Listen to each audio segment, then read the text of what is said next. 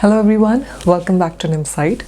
Today, as part of the Australia series, I'm going to talk about regional areas, some of the regional areas that you can consider if you're looking to come to Australia for international studies and then gradually moving into PR, etc. So thank you so much, Jax Henry, for the video suggestion. So I hope this video will be helpful. You can check out more videos that are available in my Australia playlist, and if you find these videos helpful, make sure to share it with others as well.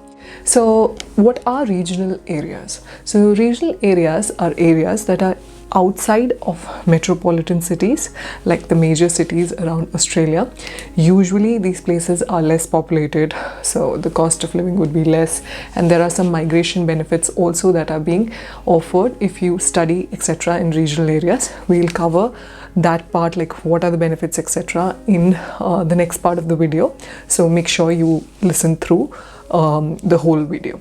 So regional areas are basically in every state. There are some postcodes and there are some places which come under regional areas. There is a designated list of pin codes as well that come under regional centers. I'll place the link for all of these in the description section so you can have a look.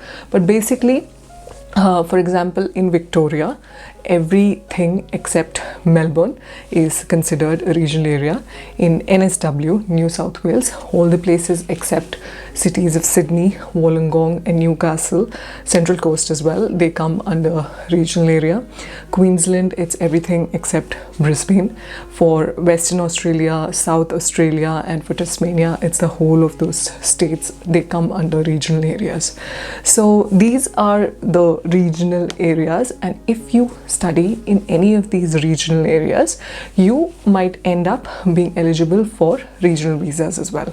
So let's move on to the part where I'll talk about some of the good regional areas, in my opinion, that you can consider if you are planning to come here for your study. Before I talk about the regional areas in my list, I'm going to quickly talk about a Wikipedia link that could be helpful when you're doing your research about the universities that are present in regional areas, etc. So if you scroll through this particular link, now that you know the regional areas, you can look at what all universities are there in those regional areas, and then you can see the corresponding rank and you can see all of the details as well. Then once you do that, you can shortlist your courses, etc. So this is a pretty, I found it a really helpful singular tabular guide when you are actually looking through universities and when you are shortlisting universities. So I'll place the link of this Wikipedia page in the description section so that it could be helpful for others. Now moving on to the list. So the first option in my list is Perth. So Perth is in Western Australia. It is a very developed regional area. It is considered a place where you could find good job opportunities as well, especially if you're considering courses related to healthcare and mining. So some of the good universities here are Curtin University, Edith Cowan University, University of Western Australia, etc. So the next option in the list is Gold Coast in Queensland state in Australia. Now Gold Coast is pretty famous because it's quite appealing, it's famous for its beaches, etc. So logically, if you think courses related to hospitality and tourism, if done from here, can get you job opportunities. So some of the universities that are quite popular here are Griffith University, Bond University, University of Southern Queensland is also a good option. So you can consider Gold Coast. So the next option in the list is Adelaide in South Australia in Australia.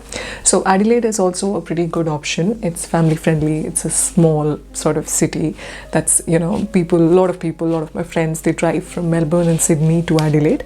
So that is a good option if you're considering. Some of the good universities there are University of Adelaide, Flinders University, etc. Next option in the list is Tasmania. So if you like cold weather, if you want to be somewhere around where it's slightly cooler, you can consider Tasmania. It's very beautiful. University here is slightly more affordable, and so you can consider University of Tasmania if you are planning to come to Tasmania. The next option in the list is Darwin in Northern Territory state in Australia. Darwin also is a growing city, so if you're considering courses related to trade courses like motor mechanics, automobile, etc., Darwin is an option that you can consider to study. Last but not the least, special mention to two places in Victoria State in Australia, nearer to Melbourne, if you're considering to, be closer to Melbourne, etc. So those two places are Ballarat and Geelong. Now, Deakin University has a campus in Geelong, and in Ballarat as well, there is universities such as Federation University, Australian Catholic University, etc. I've seen some of my contacts who are doing courses related to cybersecurity in Deakin University in Geelong, and there are some people who are doing courses related to nursing and teaching, etc. in Ballarat. So Ballarat, has some IT companies and some things that are coming up as well. So this was a list of all the regional areas that you can consider if you're planning to come to Australia and if you want to eventually land on a PR as well.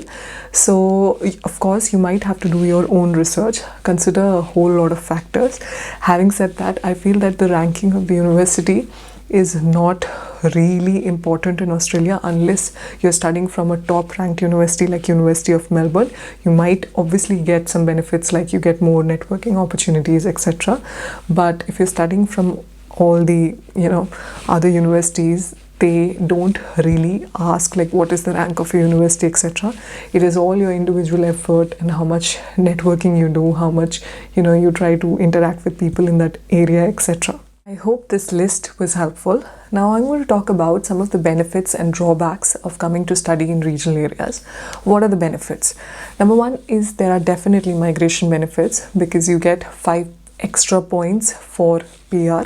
So if you're considering points tested visas where you have to accumulate points, these 5 points can make a huge difference. And second thing, you are eligible for regional visas as well. So there is a category of visa, the 491 category. If you don't know about the visas that exist in Australia, you can check out this video that will pop up. So you are of course eligible for these 491 visas. Then 491 visas can eventually lead to PR in Australia. So like I said, there are benefits that way. And then not only that, you get extra year of stay back.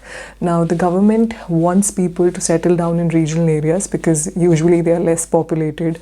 So government wants more people to move away from those major crowded metropolitan cities like Melbourne and Sydney. That is why they're offering these benefits as well. So you get extra year of stay back, and in some postcodes you might be eligible for even one more additional year on the on top of the already extra year that you get. So apart from that, some of the other benefits is that the cost of living could be less as compared to Melbourne and Sydney, because obviously it's less crowded, less populated, and the cost of education also might be less in some of these universities in regional areas. Now, what are some of the drawbacks? In some regional areas, the public transport and the accessibility could be less. So you might need a car or you might need a vehicle for going from one place to another. I'm not talking about all the regional areas, in some regional areas. And the second drawback is the number of job opportunities could be less. Like for example, for some courses like trade courses or for some jobs, there would be more opportunities. But in some regional areas, you might not be able to find as many IT opportunities as you might apparently find in Melbourne or Sydney. So these are some of the drawbacks that you might you should keep in mind when you're researching or when you're shortlisting your university.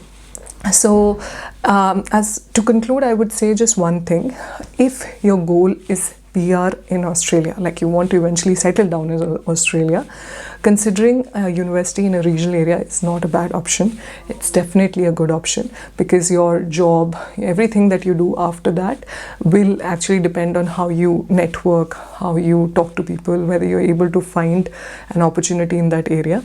And after you live for a period of time, you can always come back to the major cities also if you want. So it is not a bad option if you're looking at PR. But if your goal is, earning as much money, your goal is like exploring Australia and then going back, then there is not much point in going to regional areas. You can actually study in universities in major cities like Melbourne, Sydney, Brisbane, etc.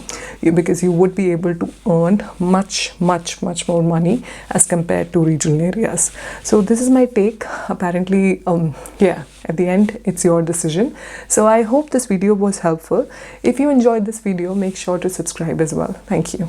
Then shared in this video is based on personal experience and research. If you enjoyed the video, like, share and subscribe. Keep watching, keep listening and continue learning.